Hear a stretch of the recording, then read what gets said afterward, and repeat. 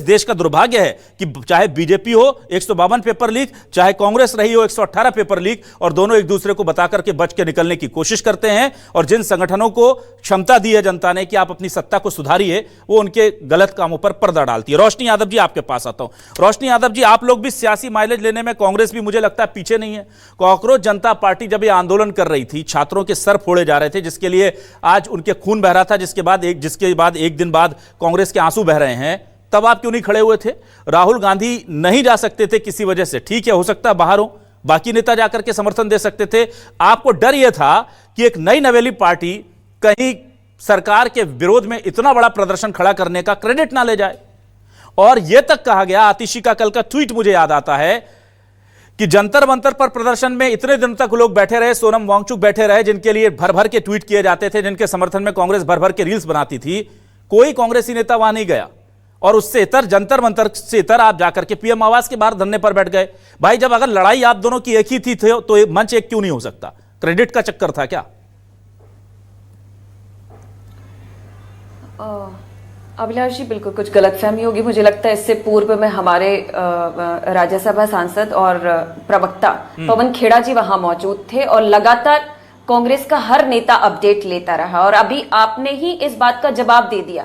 भाजपा प्रवक्ता खुद कहते हैं, अगर हम पहले दिन से जाते ये कहते हैं कि कांग्रेस राजनीति कर रही है। आज जब कांग्रेस 22वां दिन बीत गया, उसके बाद भी इनके मन में न्याय का विचार नहीं आया, युवाओं की आवाज सुनने का विचार नहीं आया, तब पूरे विपक्ष ने यह तय किया कि जब हम संसद में ये आवाज उठा सकते हैं, हम सीजेपी का साथ दे सकते हैं जो लड़ाई लड़ रहे हैं, तो क्यों ना उसको गति दी जाए और आगे बढ़ाया जाए। ये प्रयास किया। तो मुझे लगता है कि ये तो इनका काम है, उल्टा चोर कोतवाल को डांटने जैसी बात है। और आज पूरा युवा सड़क से लेकर संसद तक शांतिपूर्वक जा रहा था। तो मैं भाजपा प्रवक्ता को पूछती हूं कि क्या जरूरत थी इस भविष्य के युवा पर लाठियां चलाने की और आंसू गैस के गोले फेंकने की? ये तो वही बात होगी कि शुतुरमुर्गे की तरह रेत में अपना सिर घुसाए जा रहे हैं, लेकिन इनको जवाब नहीं देना। आज जब राहुल गांधी जी और तमाम विपक्ष के नेता आवाज उठाने पहुंच जाते हैं तो आप घेराव करने के लिए निकल पड़ते हैं। आपने खुद सीधे सवाल पूछे कि अगर इसमें विपक्ष को आने की जरूरत ही नहीं थी। आप 20 दिन पहले ही धर्मेंद्र प्रधान जो बच्चे न्याय की मांग कर रहे हैं कि इस्तीफा दे दीजिए, और आज राहुल गांधी जी ने भी प्रेस वार्ता करके सिर्फ 3 मांगी थी। आपका एनटीए जो संस्थान है आपके सानिध्य में काम कर रहा है,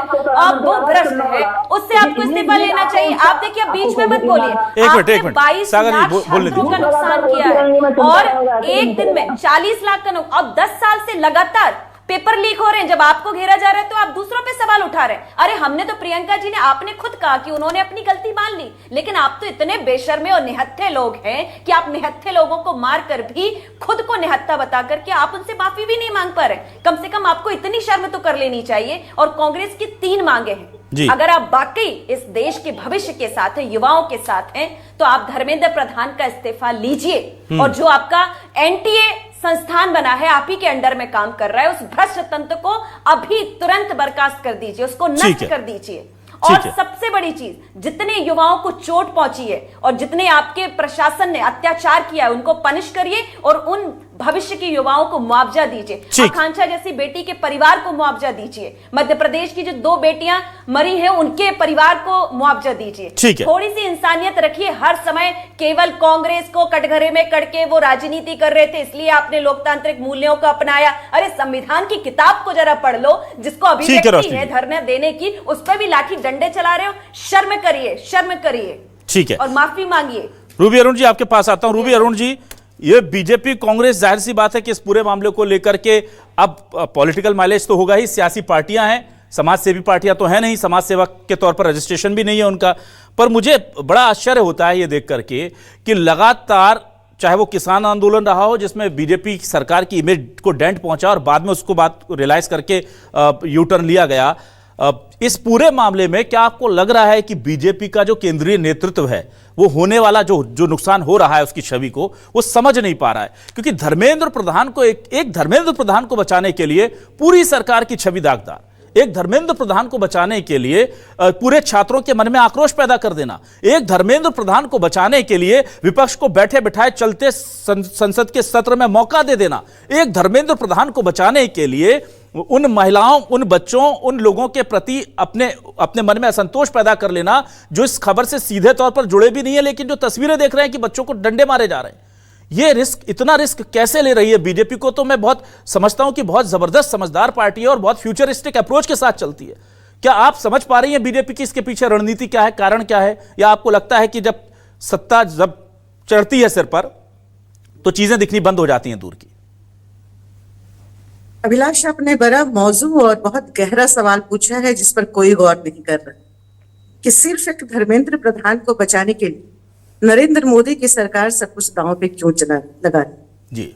ये ऐसा सवाल है जिसपे लोगों को सोचना चाहिए, और जो बार बार क्रोनोलॉजी की बात होती है वो खुल के सामने आ जाएगी अगर लोग इस पे विमर्श करेंगे। ये सोचने की जरूरत है कि धर्मेंद्र प्रधान के इस्तीफे की मांग इतनी जोरदार तरीके से हो रही है, पूरे देश का युवा हर शहर हर राज्य में सड़क पे आ गया है, लेकिन धर्मेंद्र प्रधान के खिलाफ एक भी शब्द सरकार की तरफ से सामने नहीं आया है। तो आखिर सरकार के भीतर क्या कोई ऐसी कश्मकश है, क्या ऐसी खींचतान चल रही है? क्या वहां शक्ति के दो केंद्र हो गए हैं?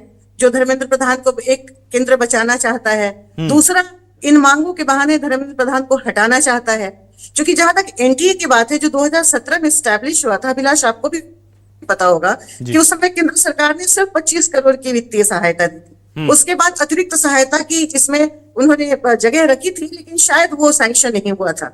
लेकिन आज 470 करोड़ का मुनाफा एनटीए के पास है। वैसी स्थिति में जबकि एनटीए के पास कोई भी अस्थायी अधिकारी नहीं है, सारे आउटसोर्सेज हैं, सभी डेप्यूटेशन पे आए हुए हैं, परीक्षा के सवाल, एचआर, आईटी सॉल्यूशन, सब चीज वो आउटसोर्सिंग पे होता है। तो जड़ यहाँ पे है और इसकी शुरुआत इस सरकार ने की। इसे पता है कि जो सारे अभी सवाल हैं और जो समस्या अभी सामने है देश के, इसकी नींव खोखली है और ये खोखली नींव इन्होंने ही तैयार की है। लेकिन फिर हम उसी सवाल पे आते हैं कि धर्मेंद्र प्रधान को बचाने के लिए सरकार इतने दमदार तरीके से खामोशी क्यों अख्तियार किए हुए है, कोई जवाब क्यों नहीं दे रही है?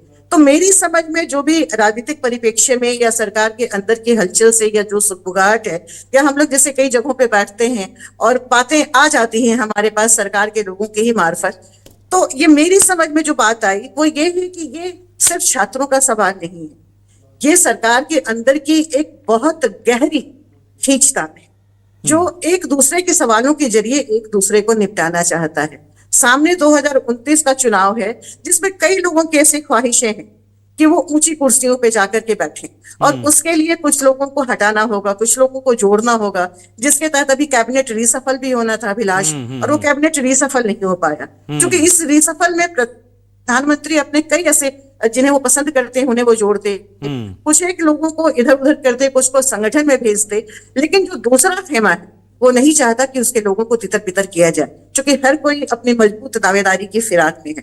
तो इस सवाल पे सोचने की बहुत ज्यादा जरूरत है, और ये बात अगर समझ में आ जाए तो इस समस्या का हल निकल जाए, बच्चों को हमारे ऐसे लाठियां नहीं खानी पड़े। अच्छा रूबी जी, एक और बड़ा सवाल मेरा कि ये सब कुछ हो रहा है, सब कुछ, लेकिन क्या आपको लगता है, क्योंकि आपने देश की सियासत को भी समझा है, हमारे एजुकेशन सिस्टम को भी बहुत करीबी से समझा है, ये BJP, Congress, cockroach Janata party, with in the party Congress, with in the party BJP, जो आप बता रही हैं पॉलिटिक्स उसके अंदर की, ये सब कुछ फायदे में रहे, कोई नुकसान में रहे, कोई अपना स्वार्थ सिद्ध कर ले, कोई ना कर पाए, पर छात्रों को इससे कोई फायदा होगा क्या? हमारा एग्जाम सिस्टम, एजुकेशन सिस्टम कुछ बदलेगा क्या, या नतीजा वही होगा 2-4 साल बाद फिर हम जब गिनेंगे तो ये जो 152 है ये बढ़कर के 200-400 पहुंच जाएंगे पेपर लीक? अभिलाष, छात्रों को कुछ हासिल नहीं होगा और हमारा कल खराब हो जाएगा। एक छात्र के भविष्य खराब होने का मतलब आप अनुमान लगाइए कि 3 पीढ़ियां बर्बाद हो जाती हैं, तकरीबन 90 साल हमारे खराब हो जाते हैं। आज जो छात्र मजबूत नहीं हो पाएगा वो कल अपने बच्चों को अच्छी जिंदगी नहीं दे पाएगा। वैसे स्थिति में उसके बच्चे अपने बच्चों को अच्छी जिंदगी देने के लिए वो ताउम्र संघर्ष करते रहे। तो 3 पीढ़ियों का बर्बाद होना क्या हम झेल पाएंगे? क्या हम स्वीकार कर सकते हैं? और बच्चों के हाथ अगर नहीं लगेगा तो ये सरकारी, ये राजनीतिक पार्टियां शासन किस पे करेंगी, किस पे ये राज करेंगी, ये क्या, इन्हें क्या लाभ होगा? ये दूरदर्शिता किसी पार्टी में नहीं है। हालांकि कांग्रेस और बीजेपी में जो बेसिक फर्क है, अब जाहिर तौर पे जो सरकार में जो पार्टी होती है उसकी खामियां ज्यादा नजर आती हैं, लेकिन इस सरकार ने शिक्षा के क्षेत्र में वाकई बहुत गलत काम किए हैं, बहुत लापरवाहियां की हैं, और जिसका नतीजा ये है कि आज इस कदर लोगों का मन भर गया है, लोग इतने ऊब चुके हैं कि वो मार्ग खाने के लिए तैयार हैं, वो खून बहाने के लिए तैयार हैं, लेकिन उन्हें अपनी जिंदगी बेहतर चाहिए, उन्हें अपना भविष्य अच्छा चाहिए। तो बीजेपी ने, आपको मालूम होगा, आपको भी बहुत चीजें ऐसी मालूम हैं जो आप इस दिन पे नहीं कह सकते हैं, या हम उसकी व्याख्या या डिस्कशन नहीं कर सकते हैं, लेकिन जो मोटे मोटे तौर पे जो चीजें सामने हैं वो ये है कि कितने सारे सरकारी स्कूलों को बंद करा दिया गया, शिक्षा की जो स्थिति है वो बद से बदतर होती चली गई, कहीं पे भी किसी भी सुधार की गुंजाइश होती हुई नजर नहीं आ रही है। ठीक है, दो चार जगहों की बातें हम अपवाद के रूप में छोड़ दें, है, लेकिन रूबी जी। इतना बड़ा देश है, कहने को हम कह देते हैं कि नेपाल बन जाएगा, बांग्लादेश बन जाएगा, कैसे बन जाएगा? नेपाल ठीक। बांग्लादेश हमारे देश के एक राज्य के बराबर भी नहीं ठीक है। है, हम ठीक इतने है। बड़े देश हैं, लोकतांत्रिक देश हैं, हमारे संविधान का जो प्रारूप है या हमारी जो सोच है वो बिल्कुल अलग है उनसे। ठीक है, रूबी जी। हम कभी नहीं बन सकते। जी जी ठीक है।